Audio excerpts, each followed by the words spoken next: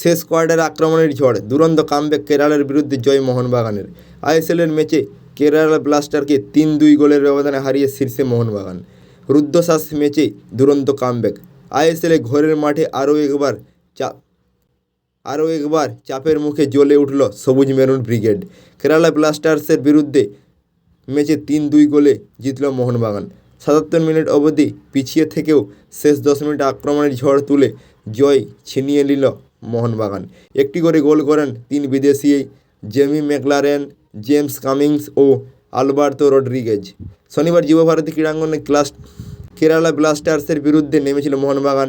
ঘরের মাঠে শুরু থেকেই আক্রমণাত্মক ছন্দে খেলা শুরু করে তারা। 33 মিনিটে এগিয়ে যায় মোহনবাগান। আশিস রায়ের শট বিপক্ষে গোলকিপার সচিন সুরেশ প্রতিহত করলে ফিরতি বল পান জেমি ম্যাকলারেন। ফাঁকা গোলে বল জড়িয়ে দিতে ভুল করেননি তিনি। প্রথমার্ধ শেষ হয় 1-0 গোলের ব্যবধানে। তবে দ্বিতীয়ার্ধে পাল্টে যায় খেলার ছবি। 51 মিনিটে ম্যাচের সমাধে ফেরায় কেরালা। বাগান ডিফেন্সের ভুলে বল পেয়ে জোরালো শটে গোল করেন জেসাস জিমেনেজ। 62 মিনিটে গোলের সুযোগ পেয়েছিল মোহনবাগান।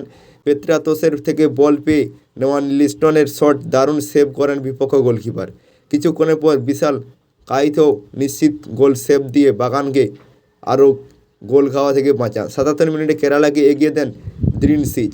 বিশাল কাইথ শট প্রতিহত করলেও বল কেড়ে নিয়ে বাগানের জালে তিনি বলটা জড়িয়ে দেন। ম্যাচ শেষের দিকে এগোলে আরও আক্রমণের ঝাঁঝ বাড়ায় মোহনবাগান।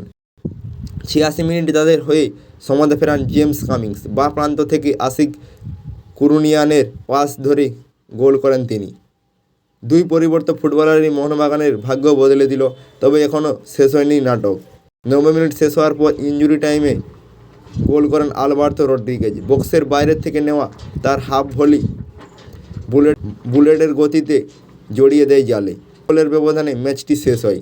এই জয়ের ফলে মোহনবাগান 11 ম্যাচে 26 পয়েন্ট নিয়ে লিগ শীর্ষে রয়েছে। দ্বিতীয় স্থানে থাকা বেঙ্গালুরু থেকে এক ম্যাচ কম খেলে 2 পয়েন্ট এগিয়ে। পরের ম্যাচ জিতলে শীর্ষস্থান আরও মজবুত করতে পারবে মোহনবাগান।